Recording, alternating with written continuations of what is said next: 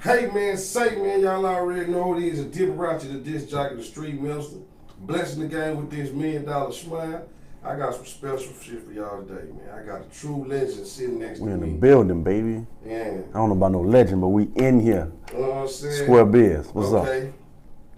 It's Big Daddie the DJ. BD the DJ. Yeah, we're gonna go with BD. I mess with you all the time. It's hard for me. Right. You said, man, I can't call no grown man Big Daddy. But just call me Virdiko. We just gonna go with Virdiko. Virdiko, yeah, man. Virdiko in the building. Virdiko. I understand that. Yeah, I'm gonna change my name. I'm thinking of a name, but I gotta get a good name. Nah, man, you got Virdiko. Yeah, DJ Virdiko. Fuck it. All right, DJ Virdiko. You know what I'm saying? Speaking of Virdiko, that's your company. Yep, that's my baby. What I'm saying? That's your baby right there, That's my man. baby, So man. tell us about your child, man. Oh man, she's 13 years old. That's my second daughter. I got a son and two daughters. My first daughter, and then my second daughter is Virdiko, which is stands for Virtual Distribution Company, Virdiko. I usually got a shirt on it with a broadcast.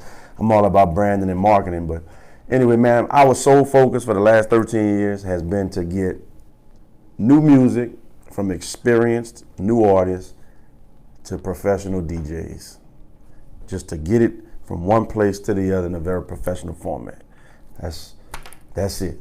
That's 15 years in the workings, and we're still improving, getting better every day, and satisfying customers.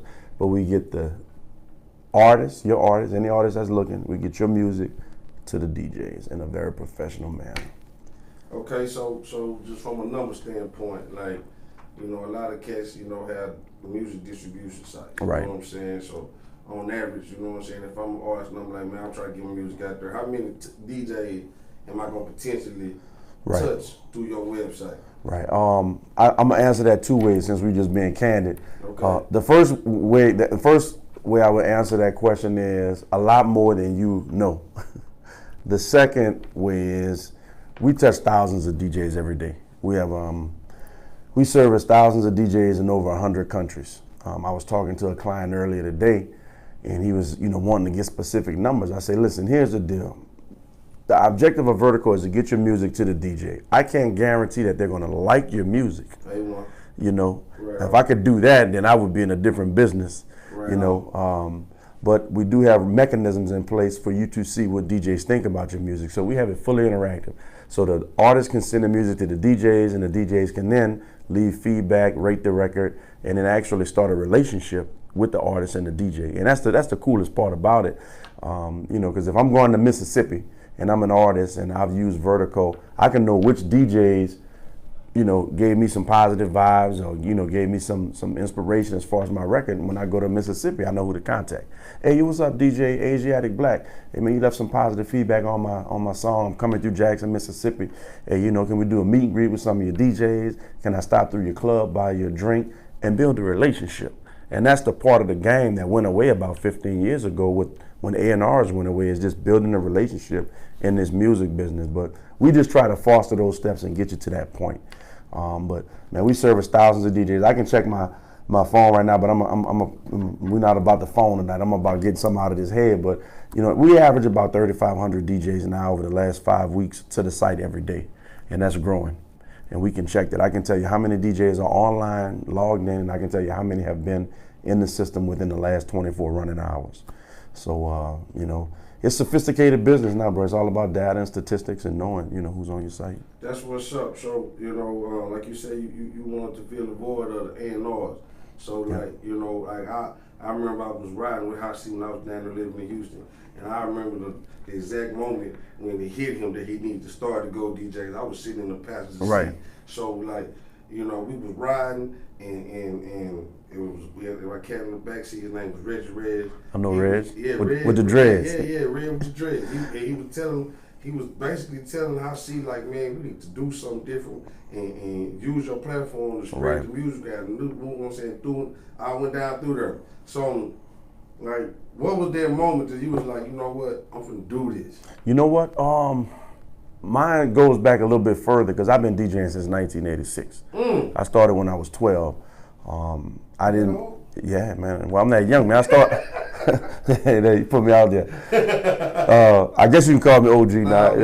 Nah, it's all good. It's good. Yeah, nah, it's all. Yeah, I get that all the time. But no, on the real, man. When I started, you know, we had cassette tapes. You know, I came around that era. You know what I'm saying? Cassette tapes and trying to record off the radio, and you had to hit the play and the record button. Anybody that's young, y'all don't know what I'm talking about. But just trying to. I just had been a lover of music, and then started DJing, introduced to turntables in 1986, and then anyway, so progressing through that, the way that it happened was initially when you start DJing, all right, at that time, at that age, that time in the mid 80s, we didn't have no money, right? All right, so I'm gonna give you a little history lesson. So we didn't have any money, but you wanted to play the music, so you playing cassette tapes at parties. You would hit play, right? You know what I'm saying? Take the tape out.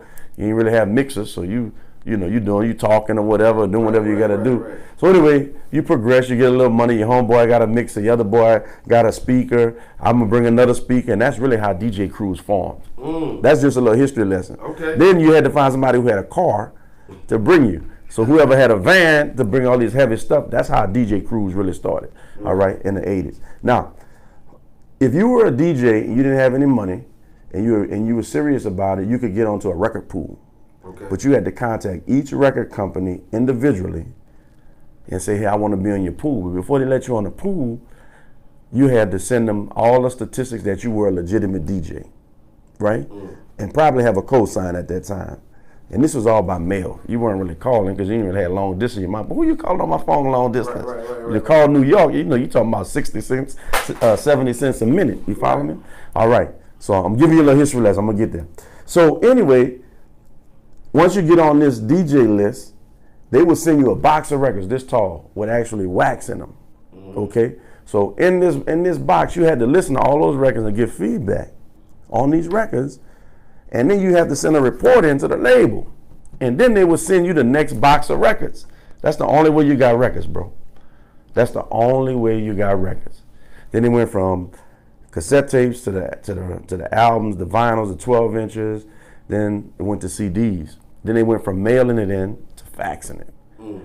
And at this time, we sliding into the 90s, and I'm like, man, it's got to be a better way, man, to fill out all this stuff. You know what I'm saying? And you got record labels changing, and you got stuff like Bad Boy coming in, you got Profile Records. So anyway, all this leads to me in my mind thinking it's got to be a better way. And one day it just hit me like, man, we got to go digital with this. Right. And the funny story about it, I wanted a name when I created Virdiko. Everybody was like, why you came up with that name? I wanted a name for my company that didn't exist in this world. So if you Google it, right? It's gonna come straight to you. It comes straight back to me. You know, so Virdiko represents everything about me. I own the name, it's trademarked around the world. Anything that you see with Virdiko is directly is mine. You feel me? And the team. So people are like, man, they don't know how to pronounce it. It's Virdiko, you know. So anyway, but it stands for virtual, VIR, distribution, DI, because we are distributing music, and then company. I spelled it with a K for Kevin, and then my daughter's name is Corinne. My son is Kevin Jr. So it's just Virdiko, and that's what it stands for. So anyway, that was the moment, you know, in the mid 2000s when you're struggling getting music, trying to get music from the Southern artists, you know, like. You know, we can't spread the music around as DJs. We're not gonna be able to help this culture out, Dip. Right. You feel me? So anyway, that was a long story, but I like to just give y'all a little bit of the history because people are like, how you come up with that? And I come from when I couldn't get it to now I can tell the DJs that are young and don't appreciate when we have all this music available to them. Okay, so look, with you being a DJ from 86 to now, you know what I'm saying? The transition with every decade. Right. You know what I'm saying? Which you know, even they was DJing in the late 70s too, when the hip hop really started. So with you coming from the quote unquote the golden age, right, the golden era, you know what I'm saying? Without being negative or bashing anybody, just how you feel about, you know what I'm saying? Every time you turn around, it's a new DJ coming from a town where it actually was. You know what I'm saying? Because I mean, just we have a DJ talking now. No, you're right. You're right. And, you know, it be a couple people that be in their feelings about. Right. You know, you look up, it's like a new DJ every week. Every week, brother. Every week. Technology allows everybody to be a DJ. If you get a laptop, you buy the right program. You don't even need a controller. You don't need turntables. They got these computers that'll mix for you, scratch for you, and loop and do all this other stuff. And technology allows that. And to be honest with you, I'm fine with it, bro. I'm fine with it. I don't have a problem with what you use. Nobody has ever came up to me and asked me, hey man, what are you DJing on? Right. They just want to like, man, can you get this party rocking? Can you satisfy my music entertainment needs? You know? So I wish, bro. I wish when I was in the 80s, I wish DJing had evolved to the point where I could go to school for it. I could go to an academy. Right. You know, I went all the way around, bro, but I never stopped DJing. Right. Never stopped. Out of everything that I did and everything, all of my journeys, I never stopped DJing. So I kind of ended up exactly where I was supposed to be. But can you imagine me telling my mom in 1980, Mom, I want to be a professional DJ? What? You know, that was unheard of, bro. Right. You know what I'm saying? Like a 15-year, I'm not gonna go to college. It was gonna be what? Right. You know what I'm saying? Like you know, this school thing is not for me, man. That wouldn't have went over very well in my household. Nah. You feel me? Just with a lot of people. So, but now you got DJ universities, and now it's a big business, bro. You got academies. People got, you know, it's almost like college courses in some places. I know, you know, DJ J Clip, he got his school going. You know what I'm saying? And I know Spinderella's a big sponsor of that or spokesperson for that, and they're all over now. So, but anyway, I'm supportive of the new DJs, bro. All I ask is, and try to encourage the newer DJs, is to learn your history, man. Okay, see, and you know what's crazy about that is like I feel you on that, but I distinctly remember when I was a young pup. You know what I'm saying? I started DJing. I'm 16. I don't got turntables. I'm using CDs. Right. That's what we got. Right. That's what I got. Right. And it's like, man, I ain't trying to hear none of that. What you talking about? I'm finna rock this. Right. You know what I'm saying? So it's like, it's kind of, I would like for them to understand the history, but sometimes they really just don't care. They see it as a business. You know what I'm saying? So it's like, I just say be respectful. Even if you don't care about the knowledge or who been here before you, just don't, you know, just all keep it respectful. Right. You know what I'm saying? That's true. The only thing is, if you take that approach, if you take that mental approach where, hey man, I'm just gonna rock this part, it'll catch up with you, because, you know, for example, I think my sweet spot as far as me DJing is 35 to 65 age group right now. Right. You got a 30-year span. Now, I can do a 21-year-old party dip, and I know I can rock it. Right. But is that where I want to be? That ain't where I want to be. I'm 34. I don't want to be. You understand what I'm saying? Right. So now, if a young DJ does their history, they can rock from 12 to 22, and if they do their right history, they can go all the way up to 42 and 52, and expand their range just by, hey man, you know what you know, OG Big Daddie the DJ, Virdiko, whatever, man, what was popping in the 70s? What was popping in the 80s? What was popping in the 90s? You know what I'm saying? I'm with you on that, and I'm gonna drop a real dope secret a lot of people don't know. So when I started, man, I was going to Carter High School, right? I'm going through the school just making tapes, sending tapes. One of the principals used to be a band director. Right. And this 2001, he pulled me in his office.